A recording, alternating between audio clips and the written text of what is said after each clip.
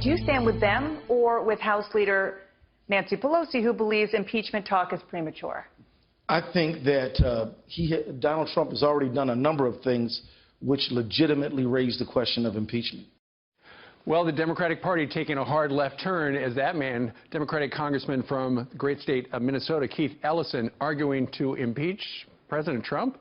He's currently about the leader of the pack over at the DNC. The race is going to be held on Saturday down in Atlanta. Here to react, Fox News contributor and 2008 Democratic presidential candidate and somebody who actually does love kale, Dennis Kucinich. Congressman, good morning to you.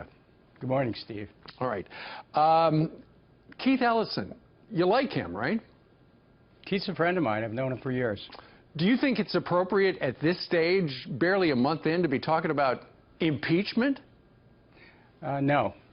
And, you know, as someone who has actually participated in a debate over one impeachment when President Clinton was in and voted against it, and also offered impeachment resolutions for another president relating to Iraq, it's a very high standard, and it's a destabilizing process.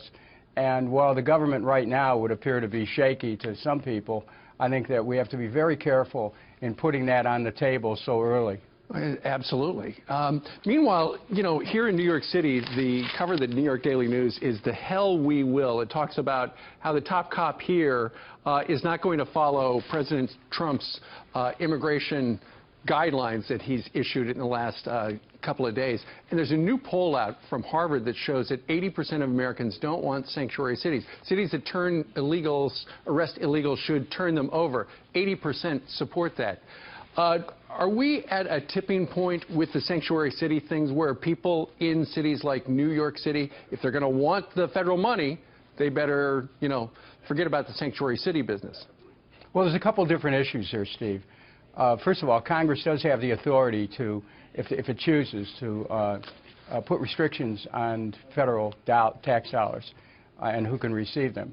But I want to say there's another principle here that doesn't get much discussion, and that is the principle of home rule and popular sovereignty. When the federal government was created, it was thought of preserving the rights of states and even localities to be able to rule themselves. Popular sovereignty, home rule. Sure. And that's a conservative principle.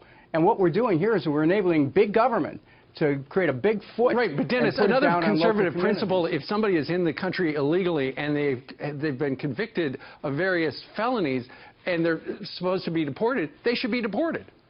Well, you know, if someone has committed a violent crime, has been convicted of a felony, I think that you know, there are federal laws that provide for enforcement. Sure. However, right. this is another area here, Steve, which is trying to put local law enforcement, under the control of the federal government. Let's see what happens. All right. Thank you, sir.